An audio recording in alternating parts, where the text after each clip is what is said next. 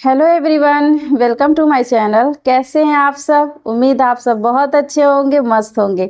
इसके पहले मैंने आपको बैक्टीरिया के बारे में आपको बता दिया कि बैक्टीरिया में कॉन्जुगेशन कैसे होता है, बैक्टीरिया में ट्रांसडक्शन कैसे होता है। उसके बाद मैंने ट्रांसफॉर्मेशन आपको बता दिया।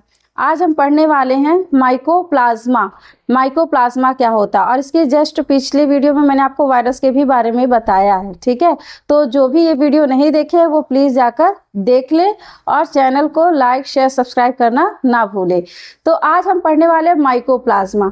तो आज हम यहाँ जानेंगे माइकोप्लाज्मा की खोज किसने की, माइकोप्लाज्मा को और किस नाम से जानते हैं, क्यों इसे joker of the plant kingdom बोला जाता है, इसका शेप एंड साइज कैसा होता है, प्लस इससे रिलेटेड जितनी भी बीमारियां होती हैं वो कैसे कैसे पौधों में या जंतुओं में कौन कौन सी बीमारियां होती हैं, आज हम इन सबों के बारे में डिटेल में जानेंगे।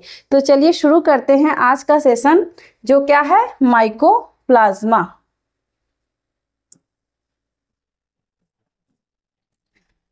तो बात करें इस माइकोप्लाज्मा की, तो देखिए mycoplasma are the smallest free living self replicating prokaryotes. अब देखिए ये भी एक प्रकार का क्या है, प्रोकैरियोट्स। अब प्रोकैरियोट्स का मतलब क्या होता है, जिसमें प्रो मतलब क्या, प्रो मतलब प्रिमिटिव, प्रिमिटिव टाइप, जिसमें प्राथमिक जिसको बोलेंगे प्रिमिटिव। कैरियोट्स मतलब होता है कैरियन, मतलब ये न्यूक्लियस से रिलेटेड होता है, जिसमें वेल डेवलप्ड न्यूक्लियस नहीं पाया जाएगा।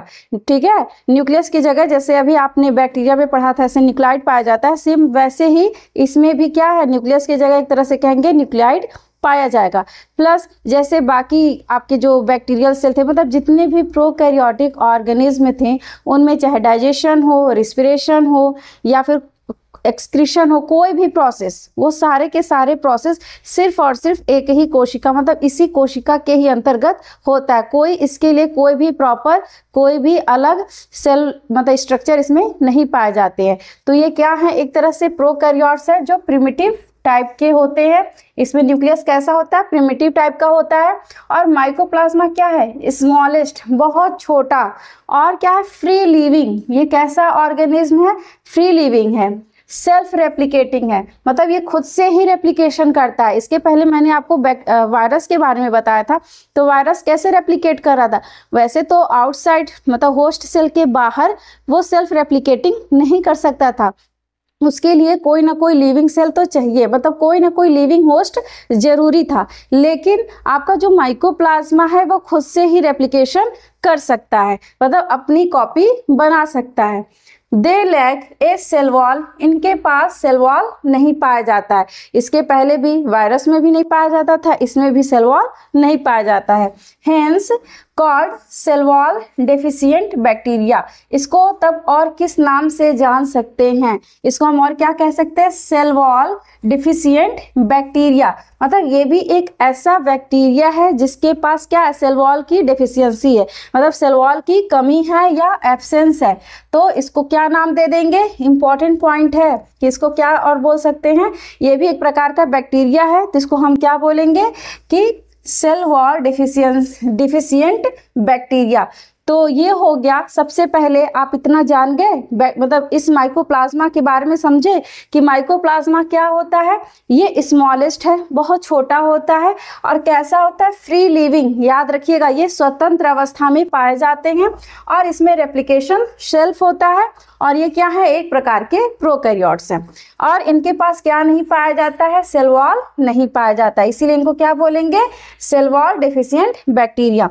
अब इसकी बात करें कि माइकोप्लाज्मा की खोज सबसे पहले किसने की थी, तो माइकोप्लाज्मा की खोज सबसे पहले Nocard and Roux, first discovered by Nocard and Roux. कब किए थे, 1898 में। कब किए थे, 1898 में, from pleuropneumonia in cattle, hence also called PPLO। मतलब उन्होंने सबसे पहले, किन्होंने, जो नोकार्ड रॉक्स थे, उन्होंने 1898 में एक प्लूरोनिमोनिया बीमारी थी, किसमें, कैटल में, जितने भी पशुएं जैसे होती हैं उन्हीं में ही इन्होंने ये बीमारी देखा था और इसको क्या नाम दे दिया था, पीपीएलओ।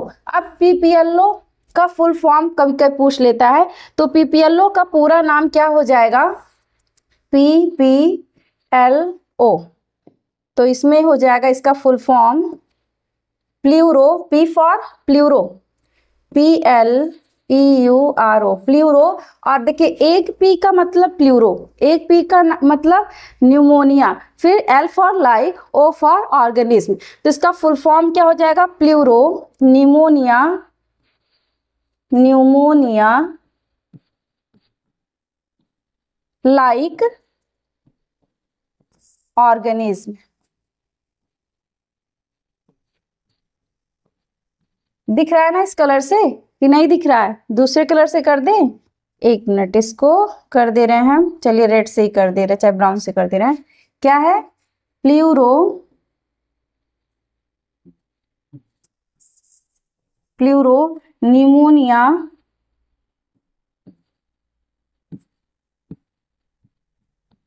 Like organism. ये किसका फुल फॉर्म हो गया, पीपीएलओ का। P for pleuro, P for pneumonia, L for like, O for organism. तो इसको सबसे पहले नोकार्ड ने किसमें खोजा था, कैटल में खोजा था। कौन सी बीमारी उसको थी, प्ल्यूरो निमोनिया उसको डिजीज थी। इसीलिए उन्होंने इस माइकोप्लाज्मा का नाम ही रख दिया पीपीएलओ, मतलब प्ल्यूरो निमोनिया लाइक ऑर्गेनिज्म। और आपको पता है जो ये आपका माइकोप्लाज्मा है, इसको एक और नाम से जानते हैं, वो भी बहुत वेरी आईएमपी, मतलब बहुत ही इंपॉर्टेंट है। किस नाम से जानते हैं, कोई बताएगा? इसको बोलते हैं, इस माइकोप्लाज्मा को और किस नाम से बोलते हैं, also known as joker of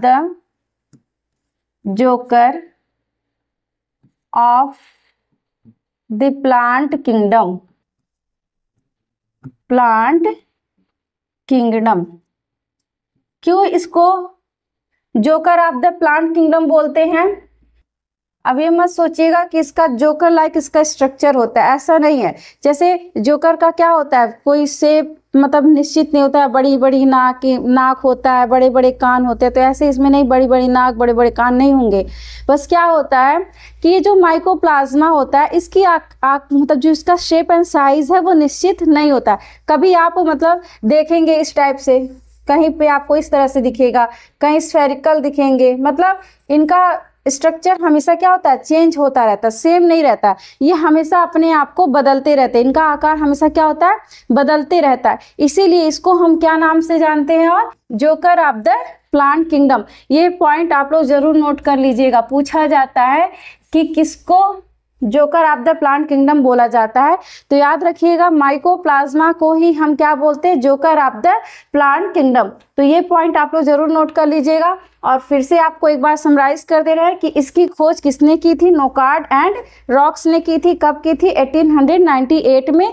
किसमें किया था, प्ल्यूरो निमोनिया इन कैटल, और उसको क्या नाम दे दिए, पीपीएलओ। पीपीएलओ मतलब प्ल्यूरो निमोनिया लाइक ऑर्गेनिज्म। और इसको हम किस नाम से जानते हैं, joker of the plant kingdom, joker of the plant kingdom. क्योंकि इसका आकार निश्चित नहीं होता है। जैसे जोकर का बड़ी बड़ी नाकें होती हैं, तो कोई किसी का नाक तो उतना बड़ा होता नहीं है, किसी का कान तो उतना बड़ा होता नहीं है, इसलिए वो जोकर है। तो सेम ऐसे इसमें भी इसका आकार निश्चित नहीं रहता है, इसलिए इसको भी बोलते हैं joker of the plant kingdom. और ये हमारे पूरे प्लांट किंगडम की बात है तो सबसे स्मॉलेस्ट सेल होता है ये माइकोप्लाज्मा का। अब इनका हम देखते हैं कैरेक्टरिस्टिक फीचर्स ऑफ, यहाँ पर फीचर डाल दीजिएगा, कैरेक्टरिस्टिक फीचर्स ऑफ माइकोप्लाज्मा। तो इनके फीचर्स की बात करें, देखिए यहाँ पर इनका शेप एंड साइज, कहीं पे कुछ है इस टाइप से है, कहीं स्फेरिकल आपको दिखाई दे रहा है, कहीं ओवल दिखाई दे रहा है, ठीक है। तो अब इनका हम फीचर्स देखेंगे अगर, तो सबसे पहले बात करेंगे साइज की। तो साइज की बात करें तो वेरी स्मॉल, बहुत छोटे होते हैं। कितना? लगभग 0.2 टू 0.3 माइक्रोमीटर। कितनी इनकी साइज होती है? अगर इनकी साइज की बात करें, इनके आकार की बात करें तो कितना होता है? वेरी स्मॉल होते हैं, बहुत छोटे होते हैं। कितना? 0.2 to 0.3 micron metre. Even pass through bacterial filter, और इनको हम बैक्टीरियल फिल्टर के द्वारा इनको क्या कर सकते हैं? मतलब बैक्टीरियल फिल्टर के द्वारा इनको हम क्या कर सकते हैं? पास कर सकते हैं। शेप की बात करें तो प्लूरोमॉर्फिक होते हैं। देखिए प्लूरोमॉर्फिक का मतलब ही होता है, मतलब इसमें क्या होगा? शेप एंड साइज इसका क्या होता है? निश्चित नहीं होता है। तो दे have no they have no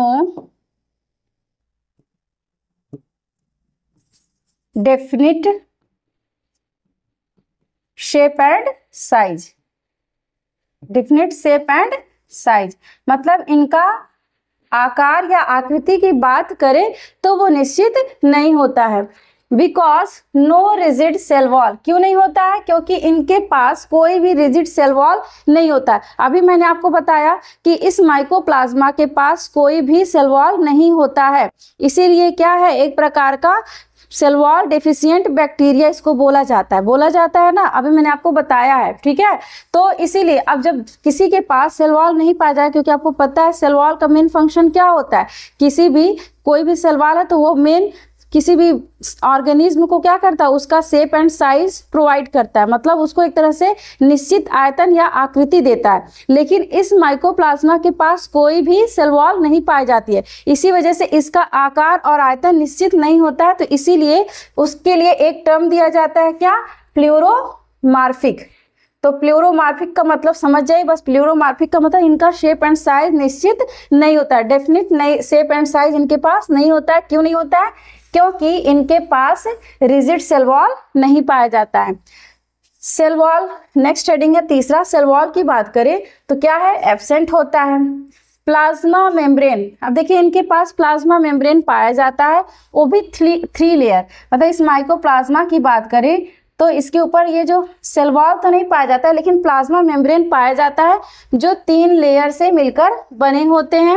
और इनके पास होता है स्टेरॉल फॉर स्टेबिलिटी, मतलब स्टेबल होने के लिए इनके पास क्या पाया जाता है? स्टेरॉल पाया जाता है।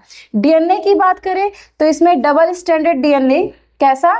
डबल स्टैंडर्ड डीएनए, और वो भी कैसा? Circular DNA. और आपको पता है जितने भी प्रोकैरियोटिक ऑर्गेनिज्म होते हैं मोस्टली उनका जो जेनेटिक मटेरियल होता है वो क्या होता है? डबल स्टैंडर्ड सर्कुलर डीएनए ही होता है, मतलब इस प्रकार का कॉइल टाइप का। और आपको पता है अगर यूकैरियोट्स की बात करें तो पूरा वेल डेवलप्ड डीएनए, मतलब उसमें आपको देखेंगे डबल हेलिकल मॉडल, मतलब डबल हेलिक्स मॉडल आपको दिखाई देंगे। मतलब जितने भी यूकैरियोट्स हैं उसमें क्या होगा? आपको पूरा डबल हेलिक्स डीएनए दिखाई देंगे। लेकिन इसमें क्या होता है? इसमें सिर्फ और सिर्फ सर्कुलर डीएनए आपको दिखाई देगा, जैसे कि हम आपको यहाँ पर दिखा देते हैं। यहाँ पर आप देखिए, ये रहा आपका डीएनए। ये क्या है? यहाँ पर देखिए सर्कुलर पूरा डीएनए आपको दिखाई दे रहा है, कॉइल टाइप का ऐसे ऐसे पूरा है। ये क्या है? ये डीएनए है। और इसमें राइबोसोम भी पाए जाते हैं, और राइबोसोम भी किस टाइप के होते हैं? 70S टाइप के होते हैं। और आपको पता है ये एक प्रोकैरियोट्स है, तो प्रोकैरियोट्स में हमेशा राइबोसोम 70S टाइप के ही प्रेजेंट होते हैं। और यूकैरियोट्स में कैसा होता है? 80S टाइप का राइबोसोम। यस क्या है? यस इसमें एक प्रकार का स्वेटबर यूनिट होता है, ठीक है।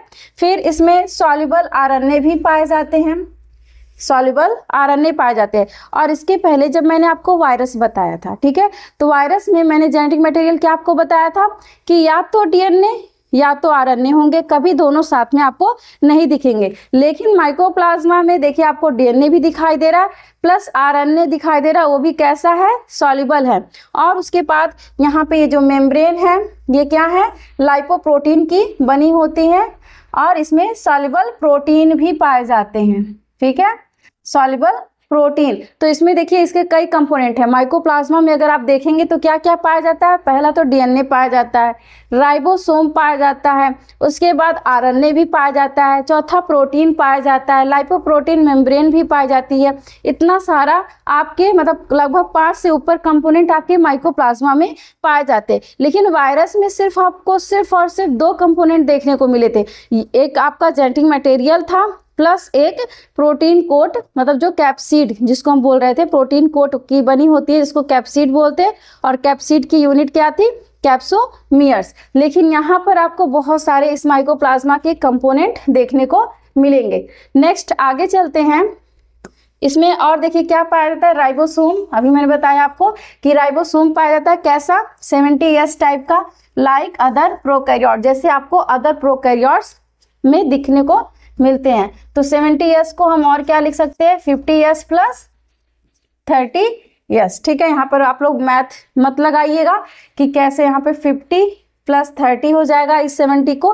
तो यहाँ पर जब हम सेंट्रीफ्यूगेशन करते हैं तो जितने स्पीड से जो सेटल होते हैं ये राइबोसोम के दोनों यूनिट्स, लार्ज एंड स्मॉल सब यूनिट, तो उसी के अकॉर्डिंग इनको हम डिवाइड करते हैं 50S प्लस 30S। ठीक है, रिप्रोडक्शन की बात करें तो ये मोस्टली कैसे करते हैं, बाइनरी फ्यूजन या बडिंग द्वारा। ठीक है, इनमें रिप्रोडक्शन किस तरह देखने को मिलता है, बाइनरी फ्यूजन या तो देखने को मिलेगा या तो बडिंग के द्वारा। अभी बाइनरी फ्यूजन या बडिंग क्या होता है अभी हम आपको आगे बताते हैं।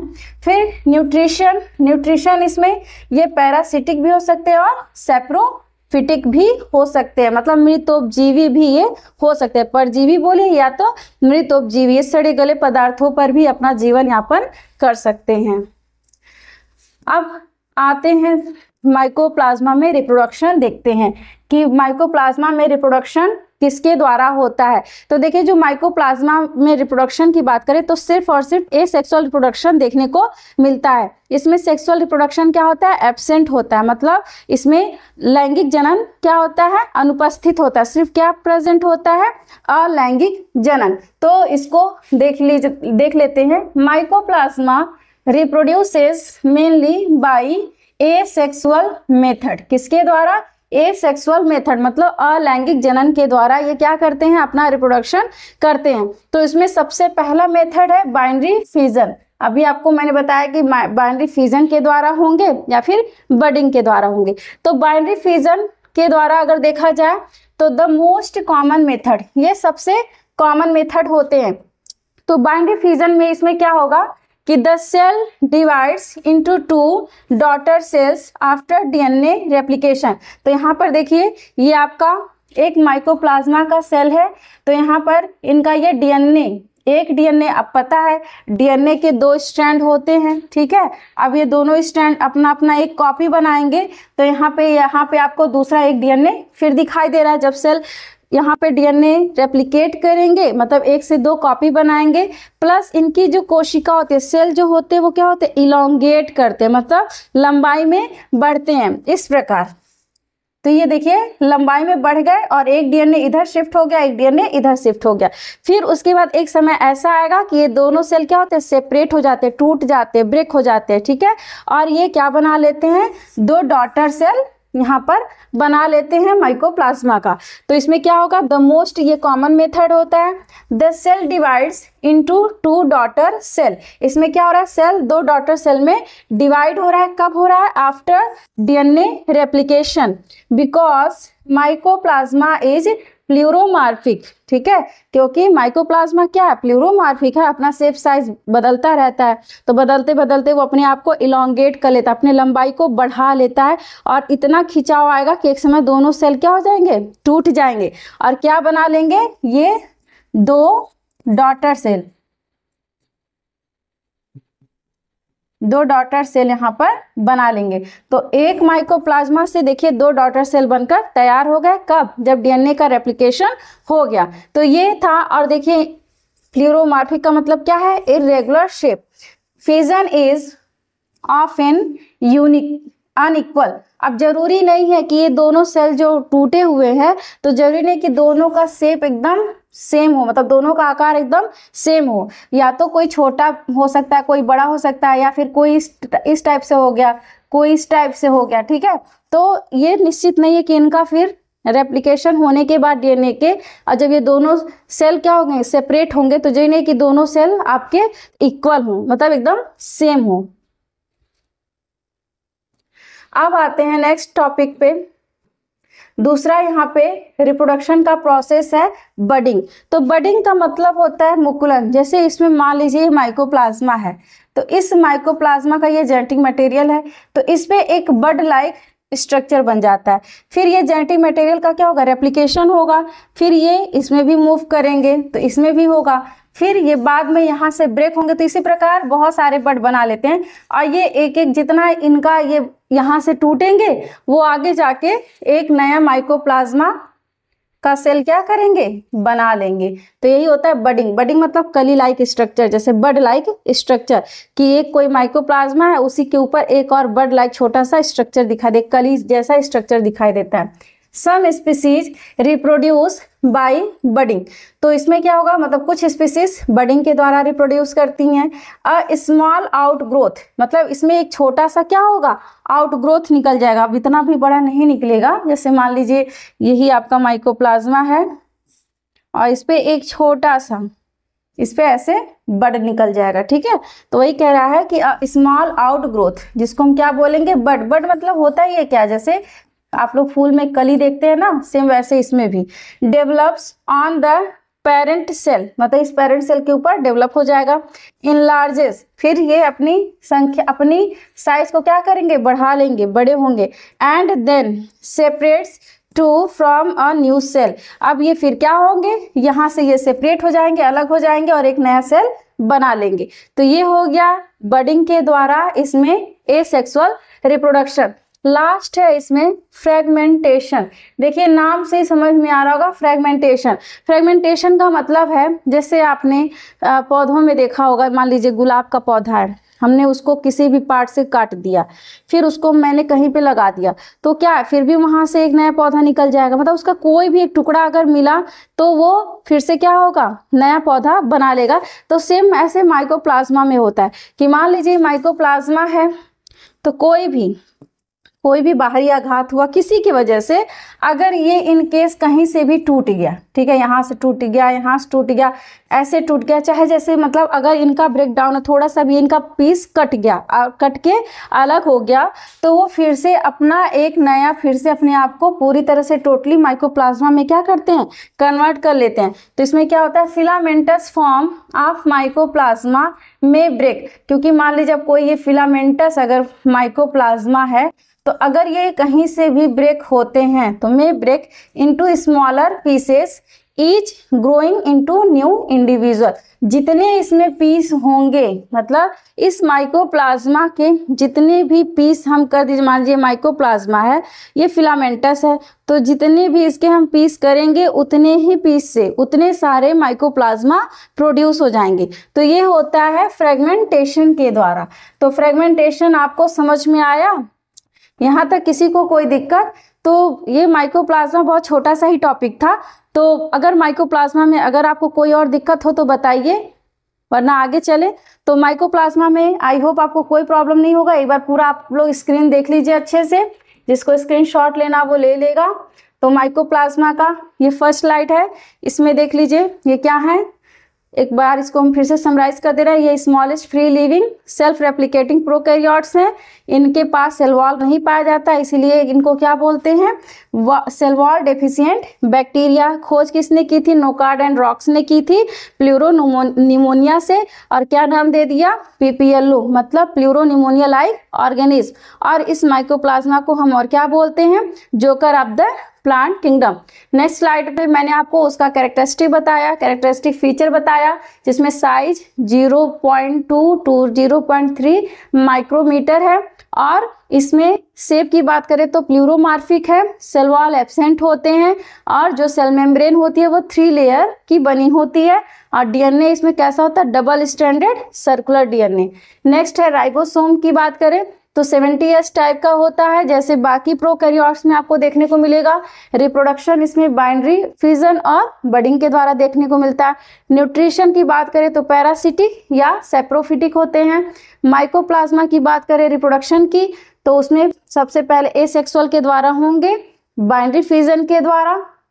तो यहाँ पर क्या होगा, जब रेप्लिकेशन हो जाएगा, रेप्लिकेशन के बाद ये दोनों कोशिका क्या करेंगे, अपने आप को तोड़ लेंगे, अलग अलग हो जाएंगी और दो डॉटर सेल का निर्माण करेंगी। बडिंग की बात करें तो एक किसी भी माइकोप्लाज्मा मतलब जो पेरेंट सेल है उस पे एक बड लाइक स्ट्रक्चर दिखेगा, जिस चाहे आउटग्रोथ बोलिए या बड बोलिए, वही फिर सेपरेट होकर क्या करेंगी, एक नया फिर से माइकोप्लाज्मा बनाएंगी।